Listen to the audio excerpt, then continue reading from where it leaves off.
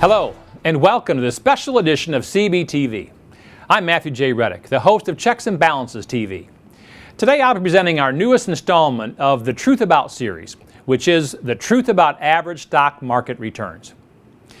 If you've ever listened to a radio talk show on investments, read a popular consumer financial magazine, or picked up a newspaper and opened the financial section, it's likely that you've read or heard about something called the average rate of return of the stock market. But what does that really mean? And should a prudent person really trust this type of statistic when considering investing in the stock market? Let's find out. By the way, you can download our free report on the truth about average stock market returns in the download section of our website. One of the most well-known and well-respected financial experts in the country is a professor of finance from Yale University named Roger Ibbotson. He and a colleague of his published the standard reference for information on investment returns, titled Stocks, Bonds, Bills, and Inflation, also known as SBBI, which is updated annually. And should you happen to be willing to pay several $100s for a copy of this book, you'd find, according to the SBBI, the average annual rate of return for large cap stocks is approximately 11.3% from 1929 through 2010. By the way, large cap stocks mean, for the most part, the biggest companies in the U.S. stock market. So if the most respected standard reference for investment returns states the average annual return is 11.3%, who are we to disagree? Well, we're your source for balanced financial truth. Let's look at how this math really works, and we'll keep it very simple. Let's suppose you invested $100,000 into a mutual fund, and in 1 year you made a 100% return. That means at the end of the first year, you have an account worth $200,000. That's awesome news, right? But in the second year, your mutual fund loses 50%. Now, if you lose half of $200,000, you're right back where you started 2 years earlier with $100,000. So, here's the question. What is your average rate of return? It's 0%, isn't it? I mean, think about it.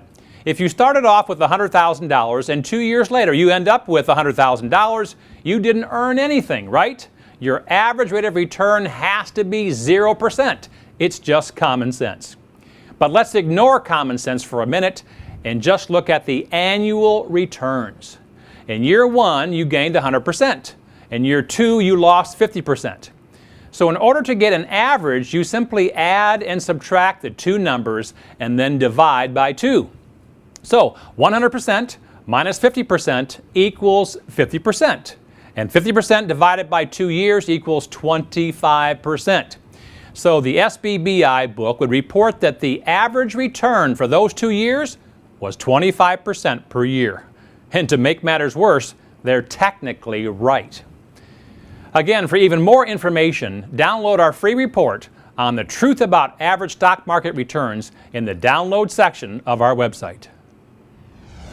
Now let's talk about average arithmetic returns versus average geometric returns. Now I know that sounds too much like math, but pay close attention here. This is a critical difference between these two return methods of calculation. The arithmetic average return is found by adding up the annual returns for each year over time and then dividing them by the number of years you're tracking.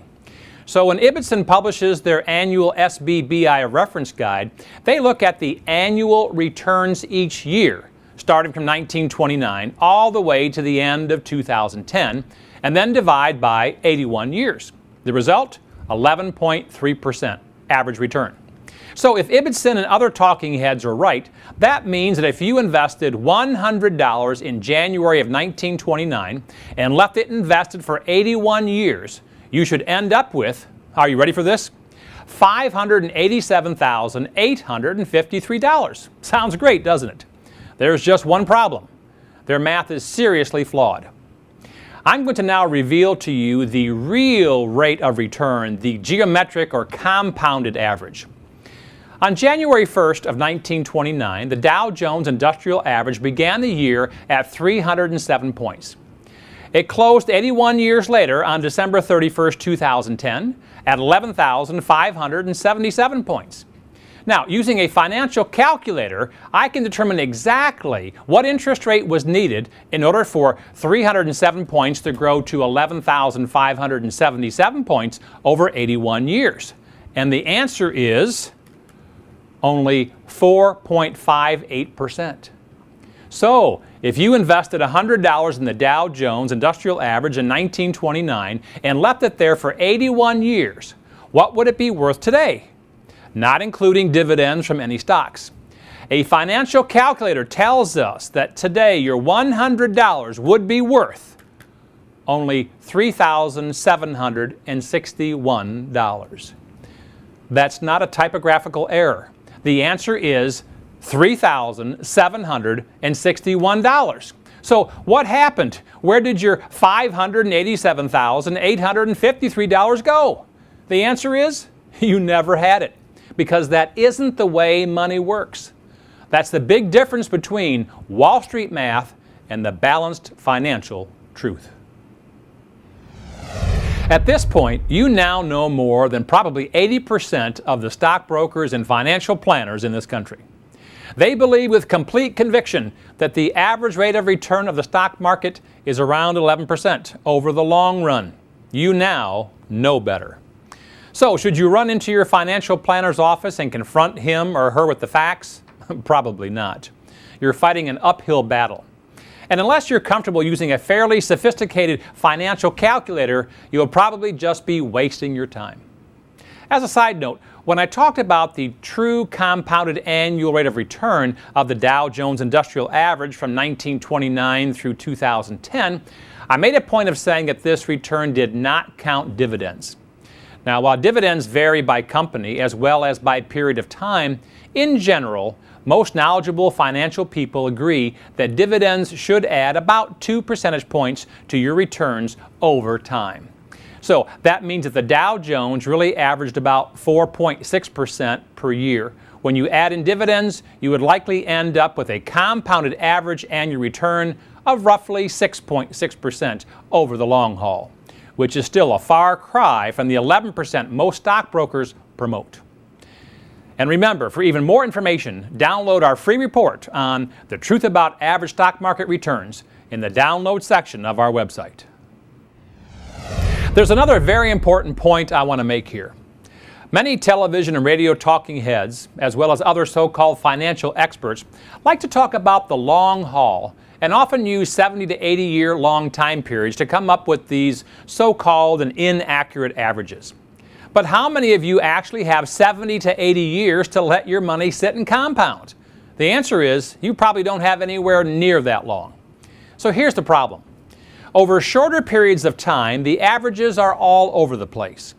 For example, from 2000 to 2010, the broad stock market, as measured by the Standard & Poor's 500 and the Dow Jones Industrial Average, have averaged about 0.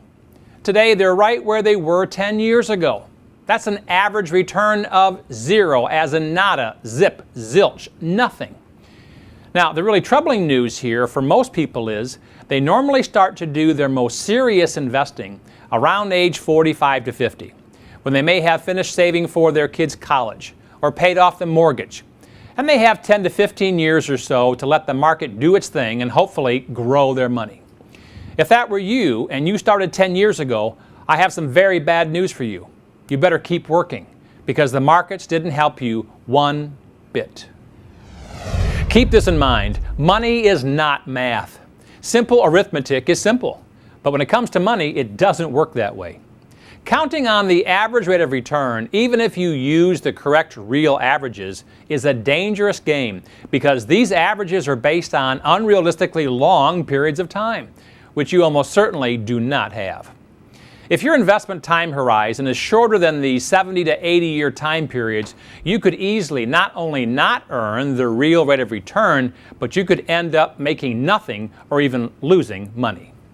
Be aware of what average rates of return in the stock market really mean. Don't be a gullible consumer and believe everything a stockbroker, financial planner, television or radio financial guru, or mutual fund company tells you. Become a 21st century investor. Ask the tough questions, do your research, and hold your advisor accountable. If you're going to purchase any type of investment product in the future, consider working with a competent professional financial advisor who can help you navigate through all of the different options out there today. Also, be sure to request our free report, The Truth About Average Stock Market Returns, by logging onto our website and downloading this in-depth report. We want to arm you with the truth about real returns versus imaginary returns. And as a quick reminder, be sure to watch a new edition of Checks and Balances TV every Wednesday at 4 p.m. Eastern Standard Time for the balanced truth you need to financially succeed. I'm Matthew J. Reddick, the host of Checks and Balances TV. Thanks for watching this special edition of CBTV. And finally, remember, you can become financially independent. You just need confidence and determination. Until next week, dump debt, invest wisely, believe in yourself, and make it happen.